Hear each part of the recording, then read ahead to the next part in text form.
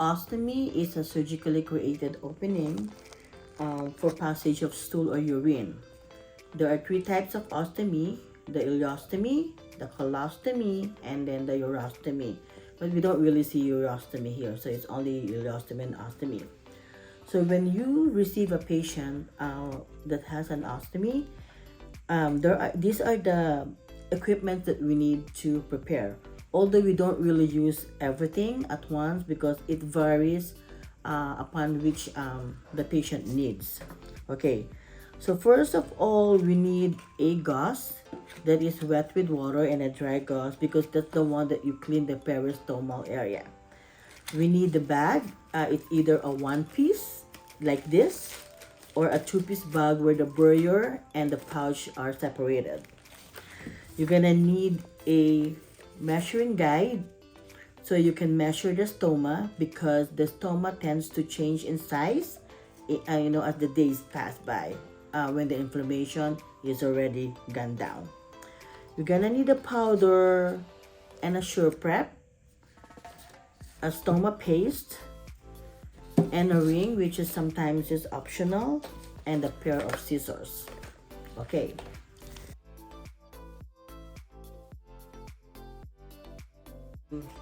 Prepare the patient. Don't remove the bags, especially if it's an ileostomy, because the patient does not have any control of the stool coming out from the stoma.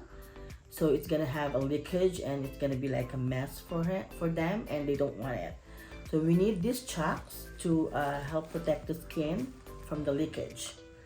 So once we remove the bag, we use either adhesive remover or a wet gauze. And then you look at the stoma, it should be like pink and moist. There should be no wounds around it.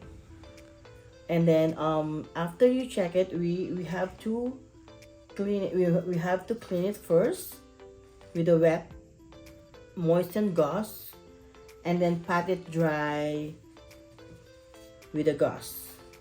You're not supposed to rub it because it will create another problem with the peristomal skin, and then the peristomal skin is a little bit sensitive.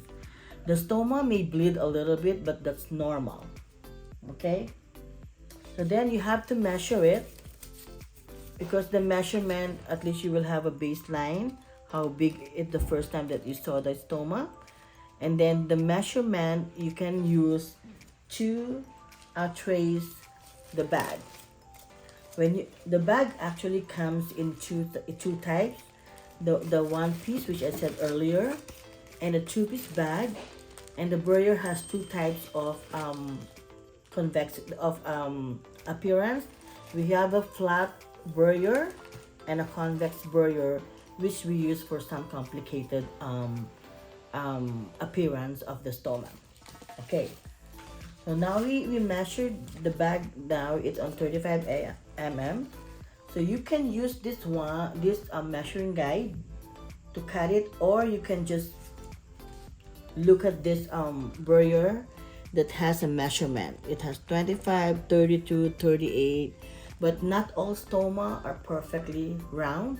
Some are oval, so it's better to use this measuring guide, or there's a special measuring guide that measures an oval stoma. So you cut this with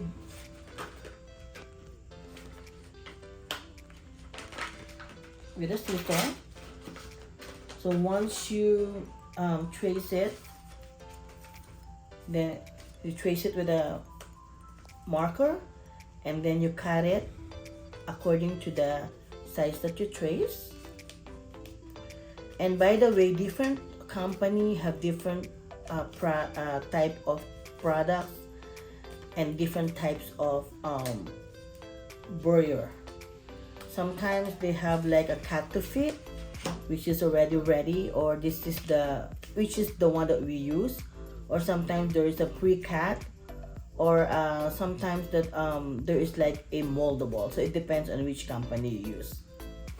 So make sure it's all dry.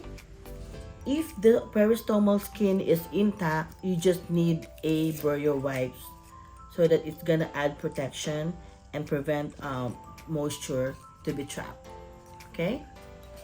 But if the peristomal skin has a wound, we're gonna need a stoma powder that you can apply around. And then you dust it off. And then you pat it dry with stoma powder. So that is what you call a crusting technique, and you have to do it twice. So now you have to apply the Burrier ring. Most of the time, patients are using the Burrier ring, but sometimes they don't really need it, especially for ostomy, for colostomy. This is more better with the ileostomy, which is on the right side of the abdomen. So you open this one, pretending that we're gonna need it. So you just have to mold it and pull it like a donut and apply around the stoma.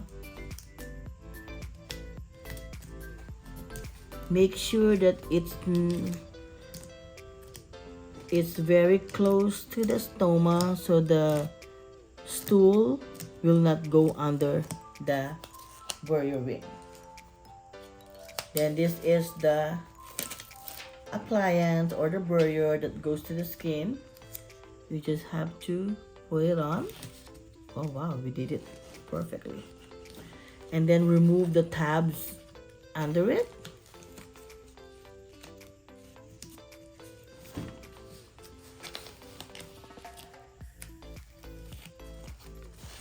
And smoothen it, okay? And then you can apply the pouch. This is the pouch that has a drainable end. Some of the pouch, drainable end means that you can drain it without using any, and you can close it without using any other equipment. So you just have to fold it all the way and put it on. The other type of pouch has a clip, if you see the one that has a clip, but this is very rarely used now. Then you just need to put it on and make sure that you will hear the click. I think this is not the right one. And check it if it's really like close, okay? And then you have to hold it at least for 3 to 5 minutes so that the hydrocolloid under, or you know, whatever type of Burrier thing they use will melt and adhere to the skin more. I think that's it.